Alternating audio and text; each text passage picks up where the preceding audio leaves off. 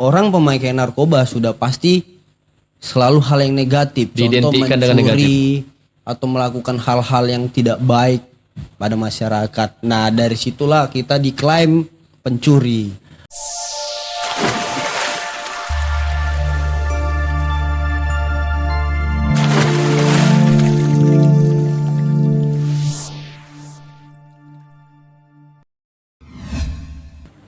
Boleh tahu nggak, Chen, tingkat kejahatan terbesar menurutmu yang pernah engkau lakukan?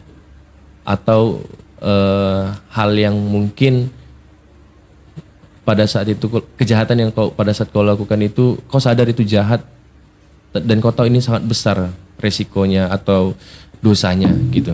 Ada nggak? Kalau di kupas-kupas sih banyak bang. Banyak.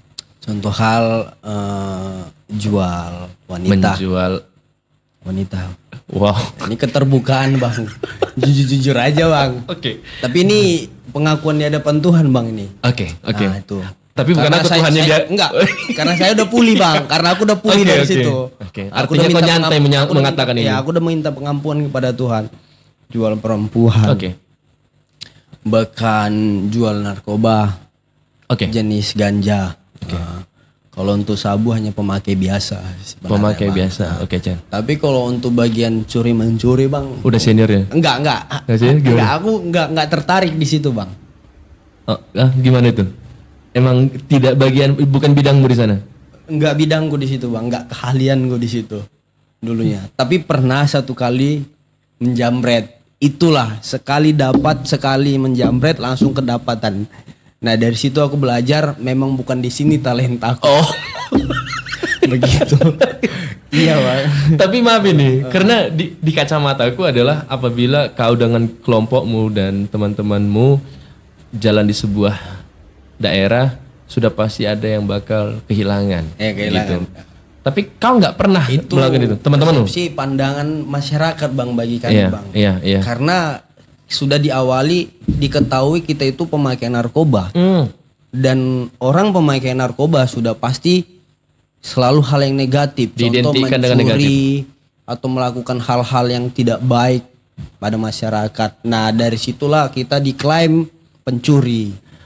Apa yang mau kau bilang di sini emang, Chan? Emang maksudku kalau bisa kusimpulkan yang kau bilang tidak semua pemakai benda-benda terlarang itu, obat-obat terlarang itu mencuri gitu.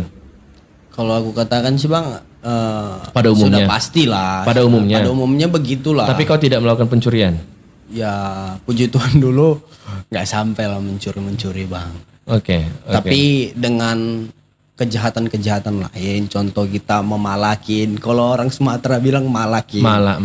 Atau merampas. Ngompas lah dibilang. Ngompas istilah orang Itulah Sumatera. kata kasarnya ngompas lah dulu. Untuk bisa memenuhi kebutuhan kita yaitu narkoba. Oke. Seperti itu bang. Oke. Jadi pada saat itu cukup gelap ya, Chan ya? Sangat gelap lah bang. Cukup berjalan atau maaf, cukup gelap atau kau merasa pada saat itu belum gelap gitu loh? Masih kau nikmati saat itu gitu? Pada di situ memang mengalami satu keadaan yang naik. Oke. Naik, senang, bangga dengan keadaan seperti itu. Tapi semakin berjalannya tahun, berjalannya kehidupan yang tidak ada perubahan. Namun sampai kapan seperti ini? Timbul ada di titik itu dalam diri. Kan nggak selama yang kita bisa berjalan mulus. Ada satu titik kejenuhan, satu titik lelah, capek dengan kehidupan seperti itu, bang. Oke, Chen, dari banyaknya bentuk kejahatan atau kebaikan tanda kutipnya waktu masa lalumu, apa yang membuat titik balikmu akhirnya sadar bahwa itu hal yang tidak baik untuk kau lanjutkan? Yang pastinya bang, berpikirlah. Sampai kapan begini? 5-10 tahun ke depan mau jadi apa? Pasti ada satu kali timbul dalam hati kita seperti itu. Dan mungkin keadaan terpuruk, situasi yang nggak baik di titik terendah mungkin kan. Nah dari situlah ngambil langkah untuk satu perubahan. Awalnya sih nggak percaya. Kalau aku rasa kalau aku udah hancur, pasti orang nggak akan nerima aku. Orang akan makin menjauhi aku. Memang ternyata betul itu bang adanya. Gimana? Kalau kau udah hancur, tidak pernah penerimaan itu sulit. Tidak akan pernah lagi masyarakat menerima dirimu gitu. Bukan semuanya sih kalau dibilang. Umumnya tidak akan menerima kau. Umumnya begitulah ceritanya. Sulit penerimaan seseorang yang sudah hancur atau mungkin sudah pemakai narkoba, pecandu narkoba. Oke. Tapi momen apa yang membuat kau titik balik itu? Apakah tadi seperti yang kau bilang titik terendahmu, momen bagaimana itu? Seperti dari teguran-teguran yang banyak saya dapat. Awalnya sih responku ya biasa aja, ya mungkin ini kelalaian aku aja. Kelalaian aku bisa sampai ketangkap narkoba, kelalaian aku bisa mungkin sampai dimasakan atau lain hal seperti itu. Itu pernah sih? Pernah sampai dimasakan 20 orang lebih bang. Merasa hampir mau dibunuh gitu? Hampir mati, setengah mati bisa dibilang lah bang. Iya, banyak sih yang nyaksikan itu bang. Terus? Ya awalnya sih memang karena kenakalan aku lah, kejahatanku memang. Itu balasan sih sebenarnya. Itu karma sih sebenarnya. Tapi yang pastinya dari segitu banyak kerumunan aku bisa lepas. Itu aku rasa semua itu karena pertolongan Tuhan bang. Pertolongan Tuhan lewat seseorang Tuhan pakai untuk membawa aku lepas dari kerumunan ini. Kalau dalam ukuran aku bilang ini bang, badanku segini bang. Dulu badan aku bisa dibilang timbangan 48 kilo bang. Iya, seingatku juga kau dulu kurus sekali. 48 kilo bang. Bisa dibilang. Kalau dikatakan bang, dalam ukuran badan segitu 5 kali 10 kali tonjok mati aku bang. Harusnya mati. Tapi nggak tahu kekuatan apa itu. Tapi itulah, mungkin itu kuasa dari Tuhan mampukan aku untuk kuat di situ bang. Dan bisa bernapas sampai sekarang. Awalnya sih aku rasa ini karena pertolongan manusia aja aku bisa lepas dari sini. Semakin jauh berpikir bang, ternyata ini pertolongan Tuhan. Ini bukan karena kekuatan aku, tapi Tuhan kasih kekuatan sama aku untuk bisa kuat dalam kerumunan ini. Ya tapi kan nggak pada saat itu juga kau nyadarin bahwa tapi itu di situ belum kan? Menyadarinya bang. Tapi sekarang aku menyadari setelah aku rimang-rimangi, pikirkan kan semuanya kan. Rimang-rimangi. Batak bilangnya. Bataknya bang. Rimang-rimangi. Kan kita Batak ini. Setelah kau pikirkan, kau evaluasi. Evaluasi kan. Refleksikan diri. Terus. Ini kuasa Tuhan. Cobalah berpikir kita dalam ininya. Normalnya. Nggak akan bisa selamat. Iya bang, akan selamat. Dan lewat dari kejadian-kejadian ditangkap narkoba, bisa 86 bisa lepas. Aku rasa itu bukan karena seseorang ini, bukan karena orang ini, tapi karena Tuhan menggerakkan hati seseorang ini. Bisa melepaskan kami dari apa yang mau kau sampaikan? Apakah pada situasi itu memang sangat tidak mungkin kau lepas? Awalnya sih bang, aku rasa seperti ini bang. Puji Tuhan seperti ini. Ada kalimat ujian gitu. Statement. Kalau memang kau ada Tuhan, lepaskan aku dari sini. Lepaskan aku dari tahanan ini. Iya, berubah aku Tuhan. Dalam hatiku seperti itu. Udah selalu menguji Tuhan. Adakah Tuhan? Adakah kehadiran Tuhan ini betul nggak bisa dia lepaskan aku? Kalau memang kau ada, lepaskan aku sekarang juga. Itu aku bilang sama Tuhan bang. Itu statement keluar dari hatiku bang. Dan? Aku bilang. Dan gak berapa lama. Mulai dari proses. Polisi bilang. Kalian dibebaskan. Wow. Tapi aku percaya di situ. Itu bukan Tuhan. Tapi aku masih mengeraskan hati bang. Masih keras hatiku di situ bang. Gak percaya aku itu Tuhan. Yang menolong itu. Pada saat itu intinya kau tidak menyadari bahwa itu peran Tuhan. Belum mempercaya itu. Yang ku percaya di situ, ini orang tuanya ini yang bisa bebaskan aku.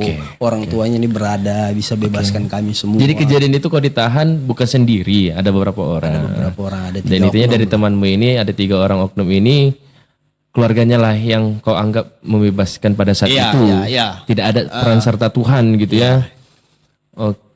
Jadi kau membuat janji atau ngomong sama Tuhan, kalau kau memang ada, lepaskan aku. Detik itu juga, tidak ada hitungan jam, tidak ada hitungan hari, tidak ada hitungan bulan. Beberapa menit bebas. Wow. Cen, Bang, aku ini merinding. nih, Aku juga Bang. merinding. Sampai Bang, nangis aku loh di situ Bang.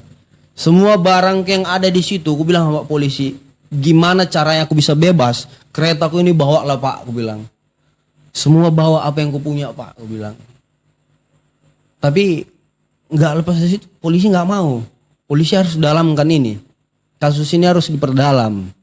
Nah, nggak berapa lama polisi telepon keluarga sekarang kekeluargaan. Nah, lepas dari telepon ini tuh kami disuruh pergi. Tapi aku lupa apa sama janjiku sama Tuhan. Karena setelah aku menguji Tuhan, aku janji mau berubah. Ternyata Bang, Pada prosesnya kok nggak langsung berubah? ternyata Bang lebih parah dari sebelumnya aku. Lebih parah dari sebelumnya. Artinya di situ masih pertanda kalau kau itu menyadari ada peran Tuhan kan? Nggak langsung titik balikmu itu kan? Oh enggak Bang. Nah ini dia, poin titik balikmu. Apa yang membuat kau akhirnya oke aku berubah?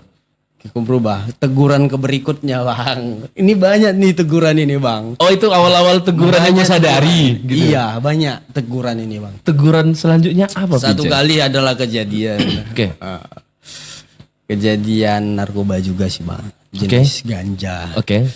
Sama juga itu aja sih guys. Masih di putaran dosa itu aja. Itu sih, Bang. Oke. Itu aja. Penggerebekan lah satu kali di tempat perjudian. Oke, Nah, terus? awalnya sih target pejudi yang mau karena resahnya masyarakat. Oke, laporan judi yang masyarakat. mau ditangkap. Nah, tapi lain jadi targetnya narkoba. Oke. Nah, di situ spontan lah Bang. Lari tuh kicing-kicing sampai muka ini merah-merah Bang.